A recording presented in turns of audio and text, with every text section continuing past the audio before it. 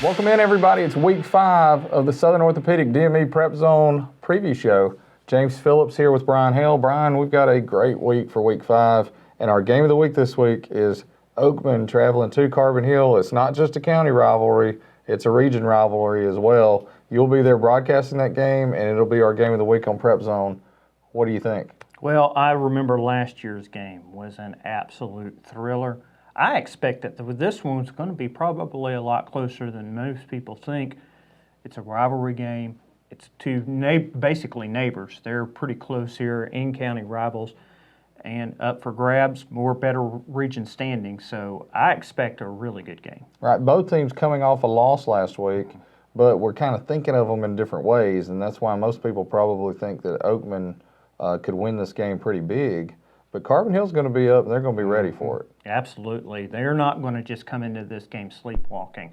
They know what's at stake there, and the community's going to be fully behind them. They know what's at stake as well. Carbon Hill's a little flat last week, started off the game slow, but then Oakman, they hung with a tough Gordo team. I just can't wait. I think it's going to be a really good game. I can't be there. I'm kind of jealous of your game this week. I'll be at Jasper and Hayden, and I just don't think that's going to be much of a game for homecoming. Yeah, I think that's going to be pretty much a rollover. So I have to agree with you on that. But yeah, it's definitely, I think it's going to be one of the top games of the week. Well, this week we've invited Coach Chavis Williams and a couple of his guys to come in and talk to us, and also Coach Ryan Hall from Oakman and a couple of his players. And when we come back, it'll be me interviewing Chavis, and then in the segment after that, we'll have Brian interviewing Coach Hall. So stay tuned, and we'll be back in just a moment with coaches and players. Welcome back in, guys. James Phillips here. I'm joined now by head coach Chavis Williams of Carbon Hill Bulldogs, and he's brought a couple players with him. So, Chavis, if you don't mind, tell us who you brought today and what position they are, what year they are, and then we'll kind of get into talking about this Oakman game. Yes, sir. To my right, we have Connor Roten, a junior, center, defensive tackle. And to his right, we have Hayden Parr, a junior, tight end, linebacker. Well, and you just telling me, we'll talk about last week's game first before we get into Oakman. You telling me that Hayden had almost every tackle in the game, and that Connor played great, but you guys kind of just started off with a little bit of a funk, it seems. Yeah, and for whatever reason, you know, and at the end of the day, it falls back on me because it's my job to have them ready to play. And we just came out flat, you know, and not taking nothing away from Coach Hastings, who used to be at Oakman in Hale County. They came out ready to play, and I felt like they kind of wanted a little bit more than we did in the first half, and we made a bunch of mistakes. And you know, throughout region play or whatever, you know, mistakes going to happen, but it's whichever team make the less mistakes. And we went in halftime and challenged them, you know, don't think about a scoreboard. Just go out here and play with pride and be more disciplined. And I feel like we did that, and a couple breaks didn't go our way. And like I said, that's one region loss. And like I said previously before on this show, that one loss does not define you, and we have plenty more region games left to go. And what a great opportunity we have this week coming up with Oakman coming to town. Right. And you know, that's going to be a tough challenge in itself as well. Right, and it don't get much tougher than Oakman coming to y'all's place, and it's a region game and a county rivalry too. What have you seen out of Oakman on film? Well, I see guys that are putting it all on the line. I mean, they played a tough Gordo team down to the end and very well could have won that game. And we got our hands full this week, and we go into it realizing that. And that's the thing about this region, it is going to be a competitive game every week. And, you know, we're going to get everybody's best shot. And Coach Hall and his staff down there have done a great job from transitioning from one coach to the other. And you see the kids, you can tell that the kids really are buying to what he's selling because they are playing really hard. And the thing that sticks out to me on film is speed, team speed. I mean, they're flying around, they're gap sound. And on the offensive side, you know, you got the Hubbard kid. And, of course, we all know about him. I've faced him the last 3 years. And, you know, the quarterback's really good, makes great throws, and receivers run good routes. It's a challenge in that. They are a well-polished team, and I expect them to come in here and try to hit us in the mouth. And how we respond to that is going to be key. Well, and, you know, you mentioned Christian Hubbard. How do you stop a back like that? He's that good. Well, I think you got to game tackle. I mean, I think you got to pursue the football and not let him get comfortable. I mean, good backs, and you got to go into understand this. He's going to make plays. He's that good of a player, but we just have to limit his big plays, and by however we scheme up or whatever else. And like I said, we got to game tackle really well and put it out on the line. Right. Guys, y'all have played Oakman a few times now. How big a rivalry is that, and especially with it being a region game? It just feels different being out there against them, considering they're in our region and our county. It's just there's so much energy in the place whenever you're playing against them. Yeah. I mean, you see them, you can walk out the door and you can be out in Jasper on a Saturday and you'll see the players, and it's just we're all right here together, so there's a lot of tension between everyone. Right. Now, we talked about y'all came out flat a little bit last Friday night. What can the players do differently to make sure y'all don't come out with that mindset this week? We just got to bring our own energy. We got to, I mean, it all starts with us, and we got to be mentally focused and ready to play and just do what the coach tells us to do. Right. Well, I got a feeling that y'all might get a more fired up Coach Williams, too, this week, too, getting ready for that one. That depends on how we play. Talk about the season a little bit so far. Just how do y'all feel about how things have gone? Y'all have had some tough luck, but continue to play hard and continue to put yourself out there. So, what do you think so far? We just got to realize that there's still more games to play and not let our past games define who we are and just keep playing the next game.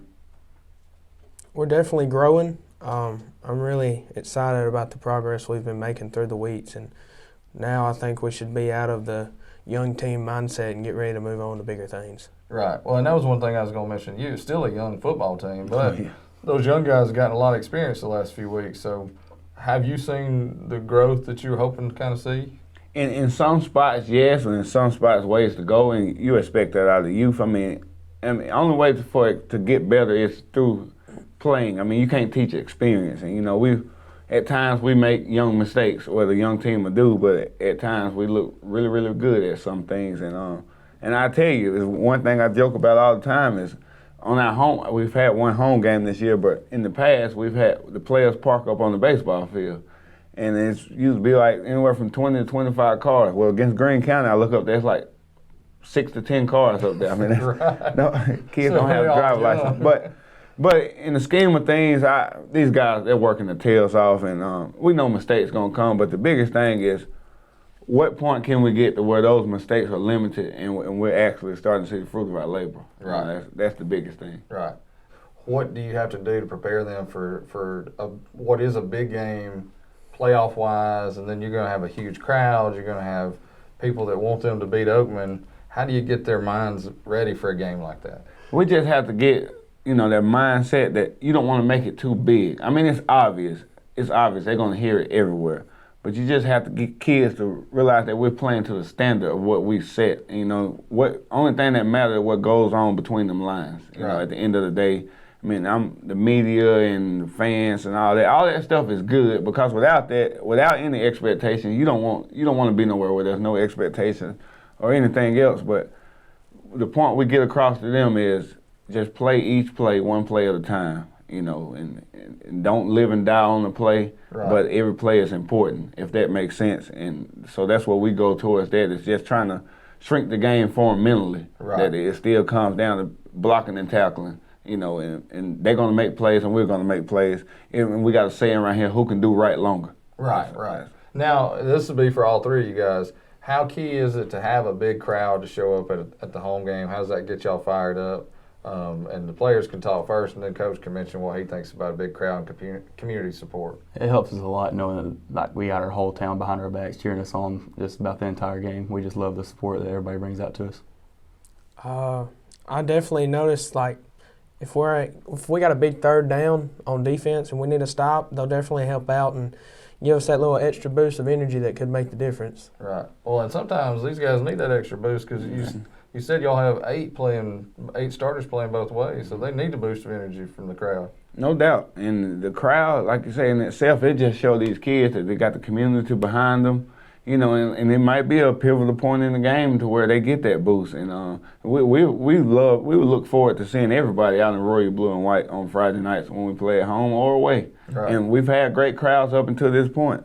And also like to mention that this Friday is a special Friday because we're honoring the 1999 quarterfinal playoff team. So we're asking everybody to come out to that as well, along with just watching these boys compete. Right.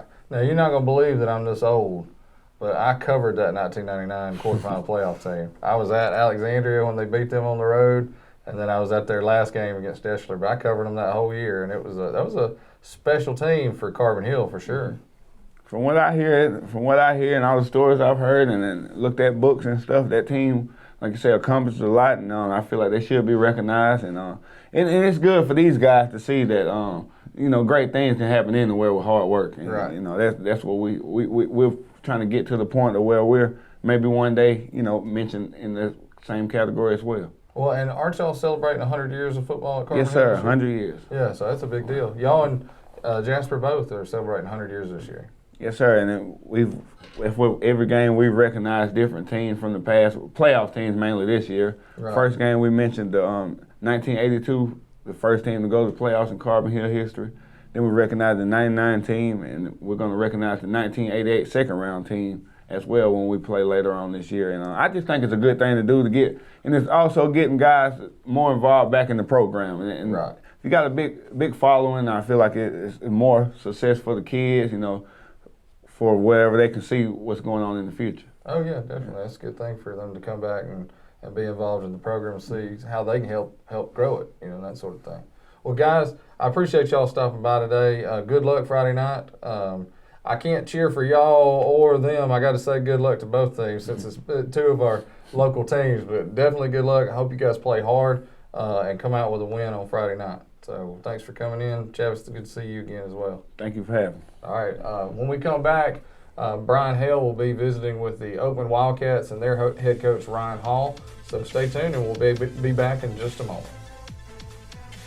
Welcome back, everybody, as we are continuing with our coverage of Oakman and Carbon Hill this week. Joining us right now, Coach Ryan Hall, and he's brought in two of his players. Coach, if you could introduce both Christian and Braden, and also if you could talk just a little bit about last week's game against Gordo, which so competitive. We know those guys year in and year out are deep playoff games. You guys go down there and just by a tiny bit lose. So if you could introduce the two of them and talk a little bit about that. Okay. All right. Well, Christian Hubbard, number 6, is a senior running back for us, and Braden Ray, number 5, is a senior free safety for us. Both of these guys they're part of our leadership counseling and a big part of our program, so I'm glad they're here with us and appreciate y'all having us. Last week is you go down in a place like Gordo where football is big and the community, it was a great environment and a lot of people there. And the game was what you would expect, what you would want, and I kind of was telling you earlier, it reminded me of an old school, just knock-down, drag-out high school football game. I think our kids left everything we had there. That I was really proud of them. Facing adverse, that game was a game of high and low. You drive the ball down the field, you don't score.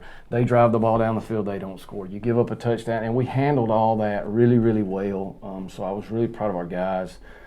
In that regard, I think we've grown. I think that's a big thing. I wanted to see how we would handle an environment like that, and I was really proud of them. And our coaches did a great job. But we made some mistakes. I think we had 8 penalties, and 4 or 5 of those were pre-snap deals, which those you can't have that. Penalties that happen in the play are just part of it. But we had 4 or 5 of those, and then we got in the red zone several times, and we just couldn't punch it in there. But our defense played outstanding. Offensively, we did a lot of good things. I think we had 300-something yards of offense, but like I said, we just couldn't punch it in. But it was a great game. It was a great measuring stick for us. And I kind of told our kids and talked about before the game, if we would have won 48-0, we wouldn't have got up Saturday morning and felt like we'd arrived. That we still would have work to do, and that was not our goal, was to win that game. And that be it. And if we got beat, we would wake up Saturday morning and it's the same thing. We still got work to do. So it's been good to get back to work, and we're excited about it next. We just want another opportunity. I hope it's made us hungry, to come back out and kind of right those wrongs and get another shot at somebody. So we're excited about Friday night. Christian, Braden, you guys were involved in last year's game. Of course, this was at Oakman last year. This year to be at Carbon Hill. You guys were involved in last year's game, and what a thriller. That kind of tells you the intensity and the overall energy that the Bulldogs bring into this contest. Give us some of your thoughts about last year's meeting and the closeness of it. Last year, it was a tough game, and everybody thought that Carbon Hill was going to beat us last year, and the team just got together and said we was going to come as a team and beat them. Played like a family. We had to play like a family. It was hard fought, high intensity, like you said. It was a good game. It's fun to play in. Well, and turning to all three of you, of course, this is one of the paradigms. I know Carbon Hill just spoke about this, that you've got a region opponent that's actually inside county. So you guys know that they're going to be bringing a big crowd, obviously, to support. This is their 100th year of football. That's going to bring even more out, and they're also celebrating another team. You guys probably going to have your own big crowd there. They're going to travel. It's this close.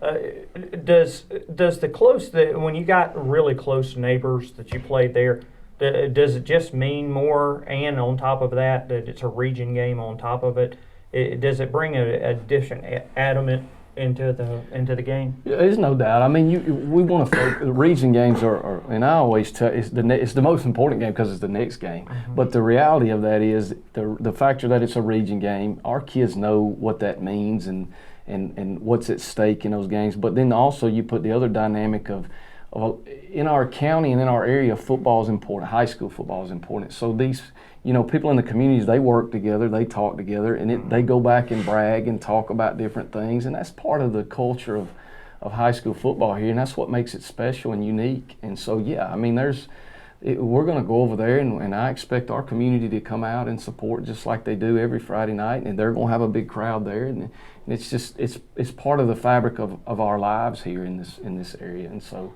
it's a big deal, and that's what makes it fun. So, yeah, I think that obviously the region factor is a big part of it, but then the community dynamics make it a big deal too. So, Christian, what do you think about the region and the closeness? Does it just amp things up even more? Yeah, it makes the game even more fun because a rivalry basically right there beside each other, and it's an area game. It's just a different atmosphere. It's just everything you could think of Friday night would be like. Just fun. Well, Coach, when you look at Carbon Hill, I know they've got a lot of youth in some areas, but they've got playmakers. There's some definite in there. Of course, defensively, we know that Alex Atkins is one of the top linebackers in the area. He's got a good partner with him in Hayden Pear. Their secondary is slowly improving. They've got guys up front like Connor Roden who, make good plays. And then offensively, I know they're sorting things out, but they've got some good playmakers in there, guys like Matthew Lawrence, that are guys that you've got to watch. So when you break all this down, what do the three of you think that are going to be the keys of victory that you've got? Well, obviously, we want to try to play to what we feel like gives Oakman the best chance to win, and that doesn't change. We got to, first of all, we can't beat ourselves with penalties, pre and post snap penalties, alignment issues. We got to take care of the football, okay, and then we got to create some big plays somewhere offensively, and we got to limit those on their side, and then we want to win the special teams battle, and that's about field position, vertical field position, and then we want to get some points out of that. Those don't change no matter who we're playing. But when you deal with first of all, Coach Williams is a tremendous defensive football mind. Like he's going whatever, and they've done several different things this year defensively in terms of front play and things like that. So he will scheme us up, and he will know what we try to do and how we try to do it. So we'll have to do a really, really good job of the execution. And they do. Alex Atkins is as fine of a linebacker as we'll compete against this year. They got a couple of guys up front that are really, really tough. They're strong, physical kids. And then offensively, they're wing tee based, which can, if you don't play disciplined, with all the movement and eye candy and the things that they bring, you'll get yourself in trouble in a hurry and give up some of those explosive plays I was talking about. So it's going to be a challenge. I mean, not to mention the atmosphere and environment. There's a lot at stake for both of us, but they're improving. They're a team that's improved every week, and I would expect that from Coach Williams and his staff because I think they do a great job. We have a ton of respect for them. But that's kind of what the game will be won up front, like always. I mean, that's what we want to get into that kind of game. And so we want to make on both sides of the ball, the physicality be a big part of it. So I think that'll be the determining factor, who doesn't turn the ball over and who wins the line of scrimmage. So, Christian, your big buddies up front, obviously you're going to need a big game from them, huh? Yes, sir. They've been paving the way for you. This is just as crucial as they have. What can you say about those guys up front? I couldn't do it without them. That's all. I couldn't do it without my team, the things that I'm doing. Well, Braden, you know that Carbon Hill doesn't have much of a problem airing it out, regardless. So you know that there's going to be a definite challenge that you're going to be dealing with quarterback that, regardless of various factors, they're going to try to establish some kind of passing game, and they've got some good receivers too. So obviously, you guys in the secondary are going to be facing a challenge this week. We just got to be ready for it. Keep our heads in the game. Watch the quarterback. See what he's doing. So. Alrighty, well, we're going to have a little breakaway question, and none of you guys were at media days, players-wise, so I'm even actually going to include Coach on this. Coach, who's your biggest prankster on the team? Who's the guy that makes the others laugh? and there's a difference in making them laugh and prankster now. I don't know. I would probably say every time I look around, Derek Hubbard's into something, so he's probably the prankster. The funny guy, there's a bunch of we got some clowns in there, so they all keep it rolling pretty light. Okay. Well, Christian, who's your vote? Yeah, Derek. Derek. Okay, Derek. All right. And Trey Thomas. Derek and Trey Thomas. Yeah. Okay, so we've got two definites here for Derek. Are you going to make it a trifecta? That's definitely them two. Definitely those two. All righty. Well, we know who to have on a future media day. Guys, good luck on Friday night. I know this is such a pivotal game, not only for the community, but for your region aspects. And we'll be out there broadcasting. So have yourself a good game, and we appreciate you joining us. Thank you. One more thing. I just want to tell you how much we appreciate you guys and the job that you do. And, this is all about these kids, and you guys do a great job of spotlighting and highlighting these kids. So we just appreciate you for that, and tell you how thankful and what a great job you guys do. Well, we appreciate that, Coach, and we love bringing it to it. So good luck on Friday night. Sir. And we are going to be back in just a few moments with our pick'ems. So stay tuned. Welcome back in, guys. James Phillips, and now Brian, you're back with me, and we've got Jeffrey Winborn and Jonathan Bentley. We're going to do our picks for this week for Week 5. Guys, we've got some pretty interesting games. Let's start off. Let's go to Winston County at Sulligent. Winston County 2-2, Sulligent 3-1. What do you think? I haven't picked that one yet, but I'm probably going to go Sulligent just because it's on the road. But Winston County really needs this after last week. But Sulligent. I think I agree with you. I think Sulligent's going to win this one. Winston County needs a win, but I don't see them picking it up here.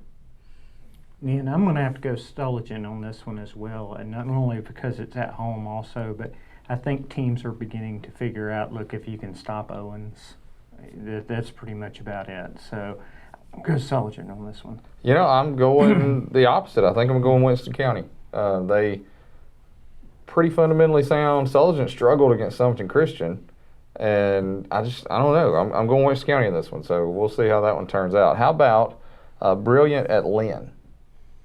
Lynn. Brilliant's they're getting better. Before the season started, Lynn coach told me they were getting better, and they've actually won 2 games this year. Right. So, but Lynn's different, and it's at Lynn. They've got to have this one. So, Lynn should cruise. Look, Lynn's a good team. They've got some work to do, got some building to do. But it being at home, I agree with you. Lynn's going to win this one as well. Yeah, I think it's going to be more competitive than what we've typically seen Lynn Brilliant games at. But yeah, I think the Bears are going to get that one. I'm going Lynn too. How about Berry at Meek? Berry's 2-2. Meek 0-4. Meek's struggled so far. I'm going Berry for sure. Yeah, Meek had their best game of the year last week and lost. I think they had 24 points. So But it'll be Barry easily. I'm struggling to find a win for Meek on the schedule so far. I mean, they're 0-4 right now. I don't think I see them winning a game this year. Not this one either. I'm going to have to agree with Jeffrey. I don't really see a win for Meek this year, and that obviously includes this week too. Our last Winston County game of the week is Sheffield 3-1 at Addison 2-2. We don't talk about Addison being 500 very often. Usually winning record all the way, but they lost to Red Bay last week. I still got to think the Bulldogs right the ship. Sheffield hasn't played very, very much competition. Addison wins this one. Yeah, Addison's underperformed so far this season, in my opinion. They're a 500 team. I think they should be better. I think they're going to get over 500 this week with a win. I think this is bad timing for them because Addison's going to be mad about last week. Actually lost a region game. So they've got to have this one. They'll win. Yeah, with it being at home as well, I don't think that Addison's going to have a whole lot of problems with this. So I see Addison getting back on the winning track. All right, how about Corner 2-2 at Hamilton 3-0? Hamilton's a tough place to play always, as we've mentioned before. Corner struggling right now. They've got a lot of injuries. Just came off that big loss to Jasper. I think Hamilton wins it mainly because it's on their home field. Yeah, Hamilton, you just don't win there. You've got to blow them out to win. And Corner, the way they're playing right now, like before the season started, I had this as a win pretty easily. But from what I've seen from Corner the last 2 weeks, it's going to be Hamilton. Yeah, Corner's a lot like Dora. They've just hit that slump and they're not able to do anything. But again, being at Hamilton, that's just going to be too much to overcome. Hamilton's going to win this one at home. I don't see much of a chance for Corner with all those injuries and it being at Hamilton. Everybody knows, we've all said it. At Hamilton, if you're a road team, So, yeah, definitely Hamilton. This one's an interesting game, and I think it might be the toughest pick of the week. Summerton Christian 0-4 at Southeastern 1-2. I have no idea what to expect from Summerton Christian anymore because against fairly good competition, they played right up to the end, should have won a couple games, and then last week they meet a Cold Springs team that we think they're going to beat and just get blown off the field. They've never lost to Southeastern, but Southeastern's picked up a win so far this year. Yeah, right now Southeastern's putting up 38 points per game. As I've said every single week, I love what Summerton Christian's trying to do. I love the attitude on the team, but I do not think they're going to be able to keep up. And I think that's going to be the issue because you look how small that team is. It's going to be a depth issue. They can't outscore anybody, and I think Southeastern's going to win it. The good thing is right now they can sneak up on somebody. Southeastern's probably thinking, hey, Summerton Christian's not very good because they beat Cold Springs. They lost to Cold Springs by 1. Summerton Christian got clobbered by Cold Springs, but they've never. I mean, it's a tough pick. I'll probably go Southeastern. It's on the road. Until Southeastern can win a game, they got to prove that they can beat Summerton Christian. I'm going Summerton Christian. See, I think I'm going with Brian. I hadn't circled that one on my sheet yet that we turned in for the limb, but I believe I'm going Summerton Christian. I think this is the week. And I've been saying all year with them and Cordova, they've got to win one to show it, to prove it to us, but I think this is it. I think they can beat Southeastern, but it's going to be a tough game for sure. Should be really close. How about Fayette County 2-2 at Curry 0-3. Fayette's struggling, but they picked up a win over Cordova last week. Curry couldn't stay on the field with Oak Grove, so I think this has got to be a Fayette County win. Curry does not look good right now at all. Being on the sideline at that game last week, I am a graduate of Curry, so it pains me to say this.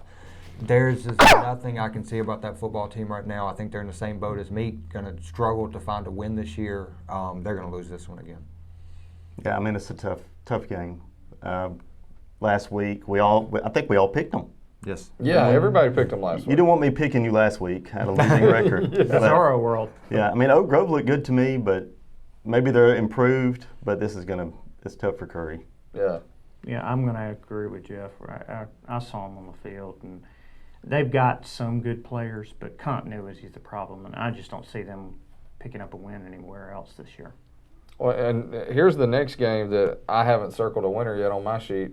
Cordova 0-4 at Northside 3-1. You would think just from the records we would circle Northside really quick. But if you look at who they've played and look at the different things, I think Cordova can win this game. Northside has outscored their opponents 124 to 55 this year. But the thing with Cordova is they are not as bad as their record would seem.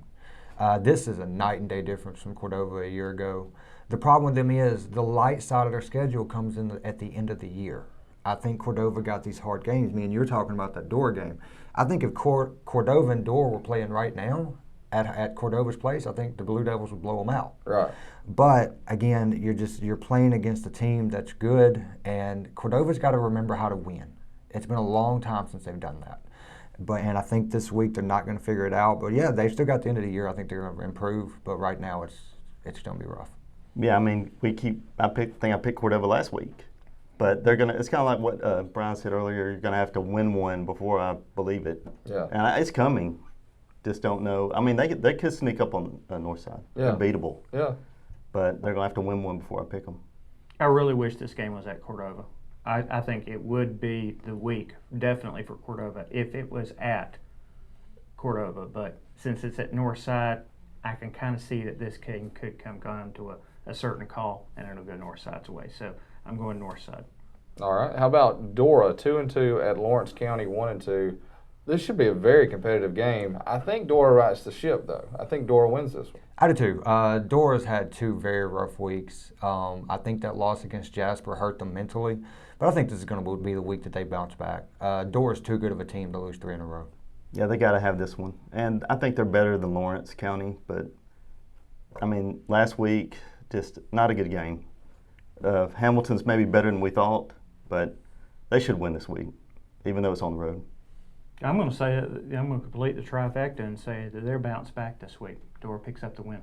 All right, and then we've got homecoming game at Jasper. Hayden 1-3 at Jasper 3-0. I think this could be a third straight shutout for the Vikings, and it may not be as high scoring as what we've seen the last couple of weeks from Jasper, just because Hayden will try to control the ball. But I think you're going to look in the area of a 35-38 to nothing win for Jasper, and they're going to have 3 shutouts in a row for the first time since what? 99. Mm-hmm. So that's a huge deal for them. And big win at homecoming to get ready to play Central Clay next week. Yeah, Jasper's a county best, only giving up 19 points on the season. Of course, that against Coleman in that Week 1 game. Hayden is putting up nearly 30 points per game. I mean, it's going to be an interesting battle, but I don't think Hayden has faced a defense quite like this yet. Jasper's going to win this one easily. I don't know if it'll be a shutout though. I mean, it's likely, but I hope Jasper can hit that record. But I think Hayden's going to put up something, but it's not going to be close. Yeah, this will be a blowout. It's Jasper all the way. And I don't think they'll get a shutout either, just because, you'll have your backups in for a significant period. Right. But, I mean, yeah, this is all about next week, and they won't look ahead. Yeah, I say Jasper performs up to standards. If they don't, they might be looking ahead. I doubt it, though. Coach Moore will have them tuned into this one. And then they'll get the nice victory. It could be 42-7, right, somewhere in that area, as they get ready for the mother of all battles next week. Well, and as we're talking about them and distractions on and off the field and that sort of thing with homecoming, we also want to send out our thoughts and prayers to Coach Moore and his family. His father-in-law passed away unexpectedly, and so we're sending prayers out to them. I hope everything's good, and anything that the paper can do to help, we're always there for them. So. Absolutely. How about game of the week? Oakman 2-1 at Carbon Hill 1-3. It's at Carbon Hill. That gives them a little bit, Carbon Hill struggled last week. We thought they would pick up a win at Hale County. Oakman looked tremendous in a loss, but Coach Hall says that he didn't believe in, moral victories or that sort of thing. So where do we go with this one? We can all agree that 13-7 loss to Gordo, that was a quality loss. Absolutely. I mean, that does not make Oakman look bad at all. Gordo is pretty much in charge of this region. The thing is Carbon Hill does not have the defense to slow down Christian Hubbard. He's possibly the best running back in the county, easily, if not the entire area. I think it's going to be Oakman all the way, and Oakman big. Yeah, I mean, this game last year was really, really close. But a lot of those guys for Carbon Hill are gone. A lot of the guys for Oakman are back. And I just expect them, it'll probably be about like last week. I think it was 33-13. Carbon Hill lost. They're just really struggling right now. And Oakman's not the team you want to see if you're struggling. Right.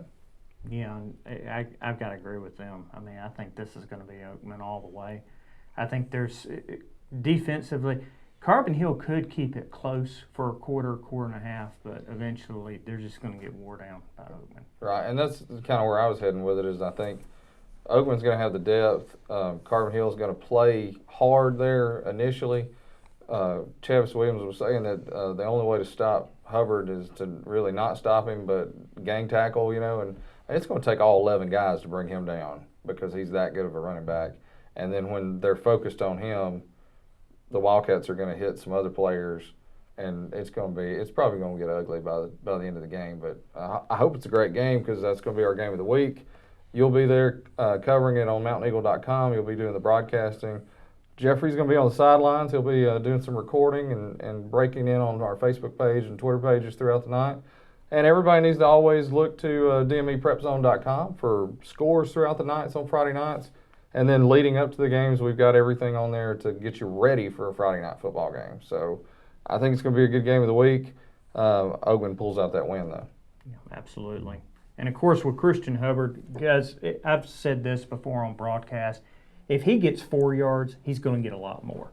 So if Carbon Hill really wants to defensively stop him or at least contain him, they're going to have to hold him to less than a 4-yard carry. Otherwise, he's probably going to get 6 to 7 on that, and that's going to bust that game open real quick. I just don't see Carbon Hill's defense being able to get the push, to get the attack at the line of scrimmage. Mm-hmm. And if you're right, if Hubbard gets past the line of scrimmage by 3 or 4 yards, he's gone. Yeah. And I don't see Carbon Hill being able to stop that. He's 5 yards away from 500. And that's in 3 games. Yeah, wow. Yeah, it's very impressive. Yeah. All right, really quick, lightning round through some college games. Houston at Tulane. Haven't picked them. Really quick. Really quick. Tulane. Yeah, There's I'm going Tulane. to go Tulane also. Utah at USC. Utah. Utah. Air Force at Boise. Boise. Boise. Here's a good one. Michigan at Wisconsin. Oh, boy. Probably Wisconsin. Yeah. I think I'm going to go Michigan on that one. I think I'm going Wisconsin on that one, but I have not. That's the other one I hadn't circled. Southern Miss at Alabama. Alabama. Yeah. Here's a good one. The SEC Pac-10 or Pac-12.